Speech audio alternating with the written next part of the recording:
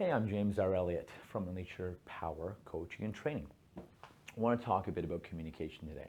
I used to think years ago that I was a great communicator because I talked a lot.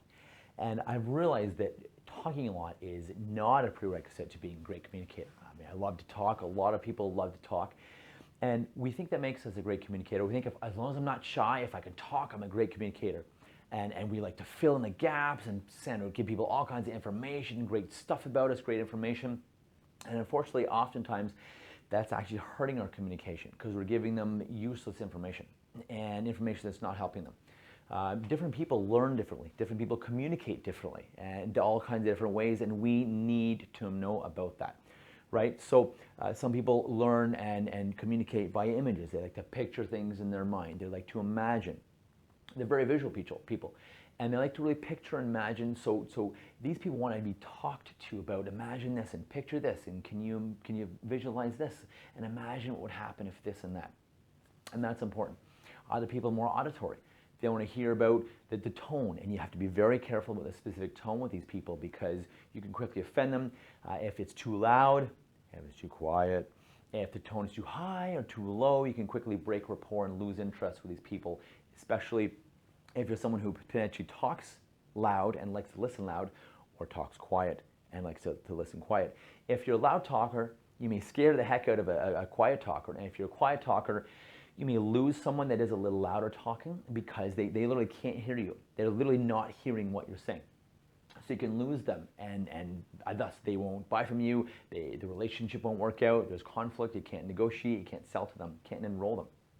That's a very, very, very important point. Other people want to figure out how they feel about it. They want to see how they feel about it to be able to make a decision or make sense of what you're saying.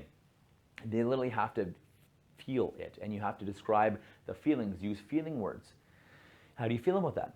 And get them feeling your message, your value. Because if they don't feel it, if they're just hearing about it or visualizing it, these people, again, they won't see the value. They won't take it internally. They won't get it per se. It's just how we learn differently, how we communicate differently, and everyone communicates differently. The other last one is people that use lots of facts and data. They want to really make sense. They're really computer minds, really thinkers. They like to think a lot and make sense of what you're saying. And again, if you don't give them the detail and value they need and give them all this information, they literally can't make sense of what you're saying. If you're telling someone that likes to make sense of things, likes detail and facts, if you're trying to tell them to visualize this or imagine this, they may not get your point. If you're just talking to them and about, hey, the sounds of this and the tone of this, and if you're using tone and pitch, they may not make sense of what you're saying. And this is why we have problems communicating, why we have problems selling, enrolling, becoming hired, or leading effectively. Because you literally have different communication and different learning styles with all these people. And that causes, again, issues in relationships, in marriages, business relationships, poor negotiation skills, or lack of negotiation, lack of alignment in people and teams. Lack of sales as well. Lack of sales because someone literally can't make sense at what you're getting at or can't see the value of your solution. They're not really hearing what you're saying. They're not making sense of what you're getting at. They're not making sense of your value, your point. And that's a problem. It's a problem because it's a block in communication. So what to do instead? What to do instead? So NLP, it's really the art and science of communication, having people understand you better and understanding them better. It's also the art and science of modeling excellence and then reproducing that excellence in yourself. So it's a very powerful tool for a lot of things, but especially communication, especially relationships, especially where there's any leadership opportunities. You're trying to sell something to someone, even if it's selling yourself to a hiring manager, for example. If you're negotiating, if you're communicating with a spouse, with friends, this is often why people do this and headbutt versus doing this and really getting each other, really understanding each other. And that's a key point I want you to remember. So listen to what people are saying. Listen to their words. Are they saying things like, well, that makes a lot of sense, or I see what you mean, or that sounds really good, or I like the sound of that? Are they saying, you know, that feels good, I like the feeling, or I can get a grasp on that, that kind of sounds concrete? Are they using feeling words? Then use feeling words with them. Have them feel how good this solution option is, or how good it would feel, or make them feel a certain way to, again, negotiate better, get you to hire better, have better relationships. If they're visual, they use visual words. I like the way that looks, or that looks good to me, or I see what you're saying. then what you want to do is use those visual words back to them and have them see, have them imagine when I'm looking for your company. Imagine me working for your company and doing A, B, C, or D. Or imagine when you hire me that I can do this and that and this and that for you. And they'll be like, wow, yeah. Have them, they really need to visualize what you can do for them to get it or what's going to happen. Again, be very careful with tone with auditory too. Avoid being too loud, too low. Sort of mirror if you want, or match their tonality. If they're higher pitch, go a little higher. If they're a lower pitch person talking really deeply, mirror their lower pitch and match their lower pitch. If they talk fast, speed up a bit. If they're talking slower, slow down a bit. And be very careful of your tonality. Make sure it's a very neutral, friendly tonality, because it can be taken very wrong by someone who is a very auditory person, uses, hey, that sounds good. I like the sound of that. You know, talk to me about it. Tell me about this. I want to hear what you're getting at, hear what you're saying.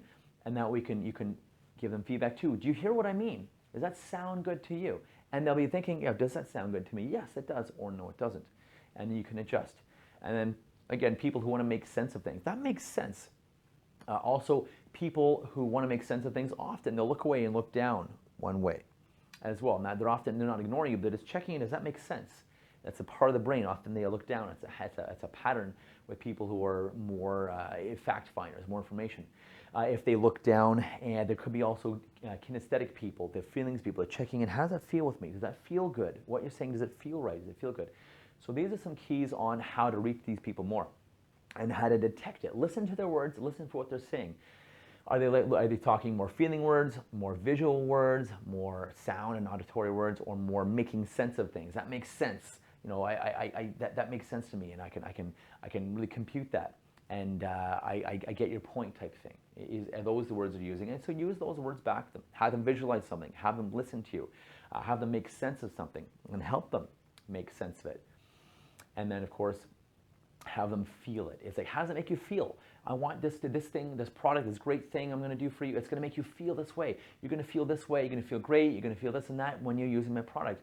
And imagine how great when I'm here. Let's say you're talking to a hiring manager. When I'm here, or someone's trying to hire you for a job if you're an entrepreneur, how great you're going to feel when I do this and this and this, and when I can come along and do this and this and this. Imagine how great that's going to make you feel. And that way they can, and this tool, or me being here, or this product I have to sell, this is gonna, the way it's gonna do is gonna make you feel this way, or feel more confident about something, or feel more relieved. They're interested in the feelings. So use those tools. And if you want, rewatch this and listen to it again. That way you can make sense of it. You can see what I'm getting at. You hear what I mean, and you really see what my point is here, and you really feel the value of this video. See, it's easy. Use it, have fun with it, play with it. There's no way of doing it wrong. There's no perfect way of doing it either. Use it and use it for your communication. And it'll take your communication to a whole new level. And if you want to learn more about NLP, let's talk. Unleashyourpower.com, james@unleashyourpower.com. Check us out and check out the other YouTube videos as well. Until next time, I'm James R. Elliott from Unleash Your Power Coaching and Training. Thanks and take care.